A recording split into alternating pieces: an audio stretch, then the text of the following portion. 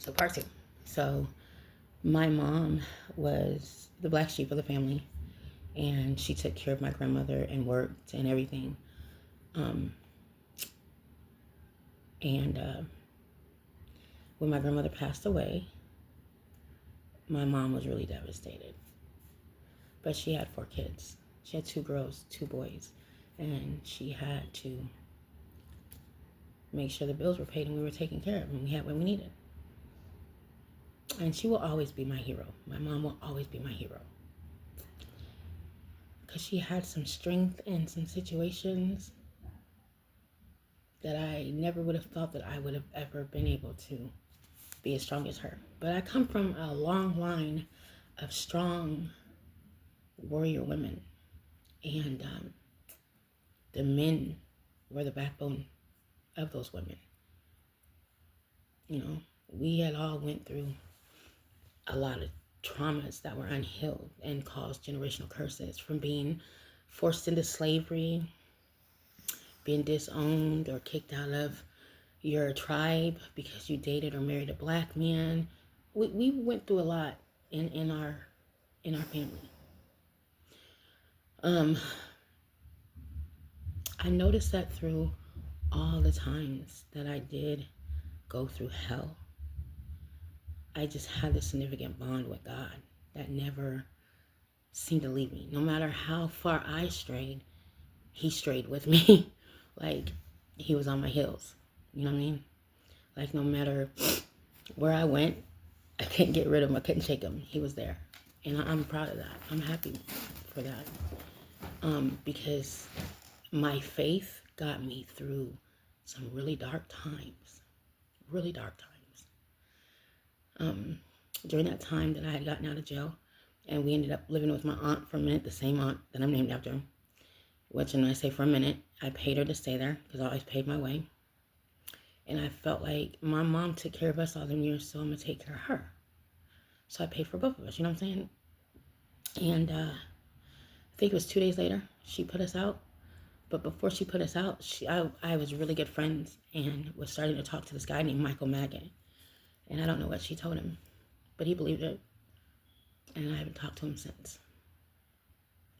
So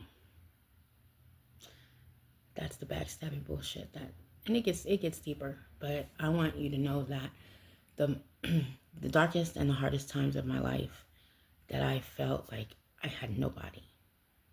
And I was threading, and I mean threading, on being hopeless. But I held on to that little mustard seed, you know what I mean? And I wouldn't let it go. Because I knew that it wasn't going to last a long time. That I knew whatever it was that I had to go through, I would go through it, I would get through it, but I wouldn't do it without God. And as long as I kept that belief, I would get through it. And I did. And I paid back a lot of karmic lessons, let me tell you. Because I was one of those defiant repeat offenders when it came to love, friendships, family, trust, loving myself, seeing myself for who I really was, you know. Because when you lose somebody who he was my best friend, he was my everything. We might have bickered, but when he wasn't around me, I felt like a piece of me was missing. You know, my husband, okay? And so when I lost him, I lost a major part of me, and I couldn't get back up, it seemed like. And it just seemed like I just kept failing. And then I got pregnant with my son, my youngest son. And I felt this, oh my God, I felt this betrayal, and this I felt like this adulteress. Even though he was gone and I was a widow, I still felt like I had cheated on him, like I had committed the ultimate sin, you know? Because I was his wife. Just because they pass away does not mean that you're free and clear. Because at least not for me. I didn't feel that way. I mean, I was still married. And then you have to go through the disrespect of people whose world kept going while your world stopped. And I dealt with that when I was going through the court system with my kids. And mind you, at one point I had worked for them. I mean, I had some really good jobs. I have really good experiences, and I have really not so good experiences.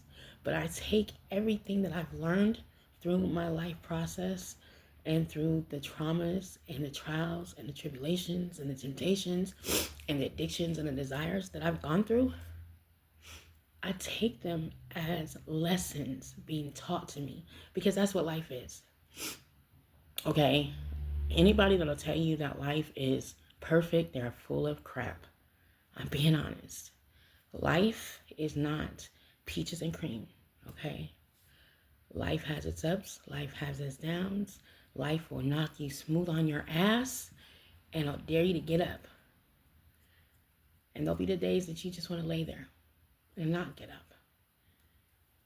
But for me, it wasn't possible. I had to. If I didn't, nobody would.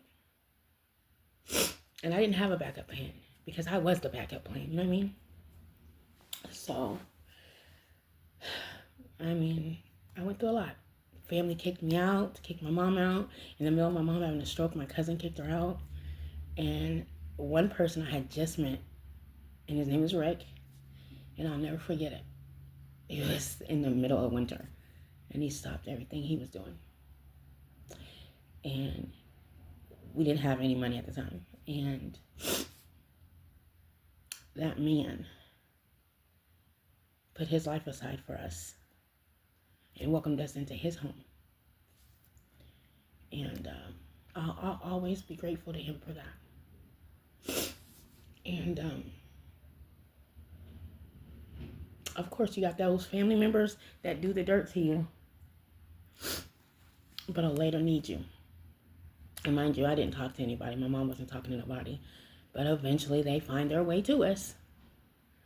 And here they come. Alberta, Copa. Pig, that was my nickname, Pig. I was 52 pounds at the age of 3. So I was a little chunky thing. And that was the nickname that I got, was Pig.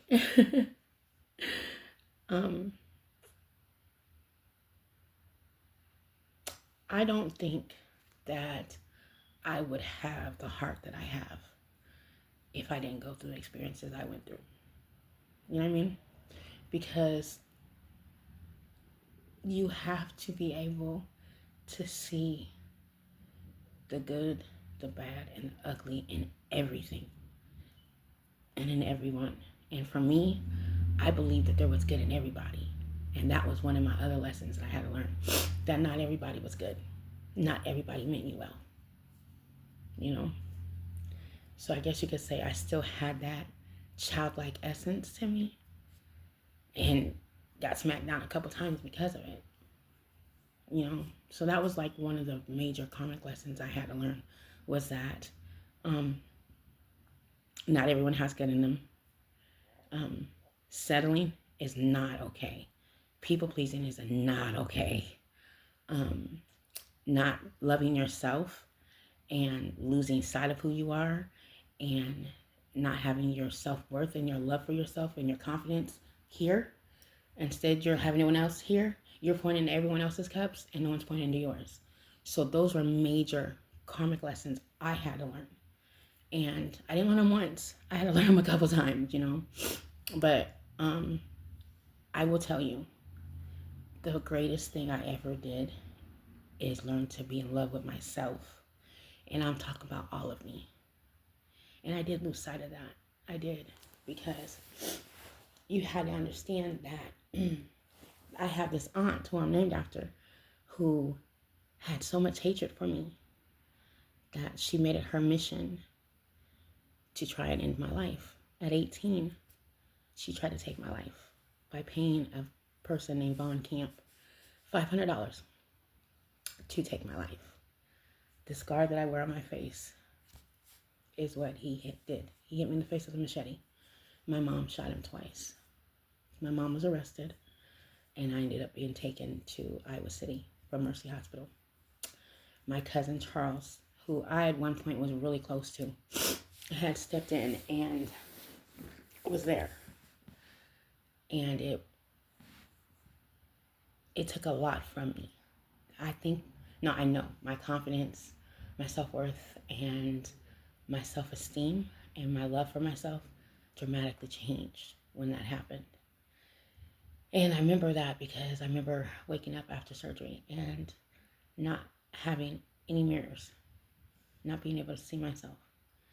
And I knew something was dramatically wrong when they wouldn't let you have a room with mirrors. And when I asked this orderly, I said, would you date me? He wouldn't even look at me. He just walked out the door. So I knew it was significantly bad, but I didn't know how much. But I had this really great therapist / psychiatrist, actually. And she, oh my gosh, she was so good. She taught me a lot. She did. Before I left the hospital, she did. And she cried with me. She laughed with me. And she made sure that I knew that it didn't matter how I looked, that there would be some man out there that would love me. But I had to learn to love myself again. And that would take some time.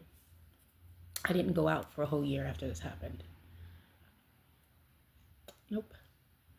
My cousin told my mom that he could put the ointment in my eye and to prevent my eyes from drying out. It's the same ointment they give babies when they're first born. And my entire eyelash fell off in his hand, and he cried. He broke down and he cried. This same individual, one night while we were all sleeping, I remember waking up to see my cousin go out the door, and then all of a sudden I heard all the shooting, and it was that same person who had done this to my face coming back to try and finish the job. Rob Clark with the Des Moines Police Department was in his boxers and running down 25th in Cottage Grove with my cousin shooting because this person was shooting at them. So it was a lot. And I didn't know until I was 30, I'm going to say 31, because I lost my husband at 32. 33. So I think it was 31. I just started my business, me and my husband, our first at-home business. He got tired of me working the hours I worked when I worked for Visiting Nurse Services and the Iowa Department of Human Services CPS unit. So we were going to give it a try at me starting my own business, assisting families and stuff. So we had hired some people we knew to assist with like making sure when the kids got home they had snacks made for them, the house was tidied up, you know what I mean? And a really good close family friend, I would say she's family, Linda Young, said she came to work one day and she was really upset and it was really bothering. And at this time she had come to Christ and she was changing her life around. And I was proud of her. And she told me, she pulled me to the side and she told me. My husband, however, he was pissed. He was the one that, he couldn't stand her. He couldn't stand my aunt. And trust me, she tried him too. She tried to get at him too. But he was the one that had the kahunas, and he stood up to her. He stood up to all of them. When they all had something to say, he stood up to all of them. And of course, they wouldn't say it to my face. They'd wait till I was out the picture or out the room or whatever. So,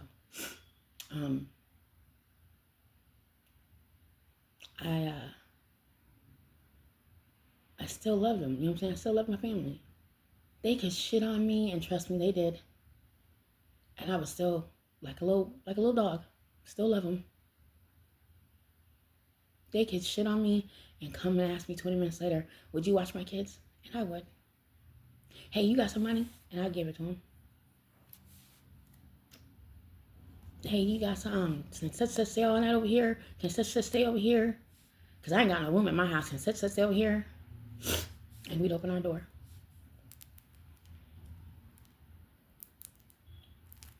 And she would lie and she would tell people that I didn't know who my son's father was. And it was this cop named Mike Moody. And I'm like, no, it's not.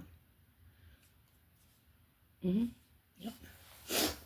And when kids hear their parents say things, they tend to repeat them. And my little cousin, God rest his soul, he repeated it. And my son looked at me and looked at his dad and was like, what? And I was like, that's not true, Christopher. Go on. Go on downstairs and go play. So she didn't care whose life she screwed up.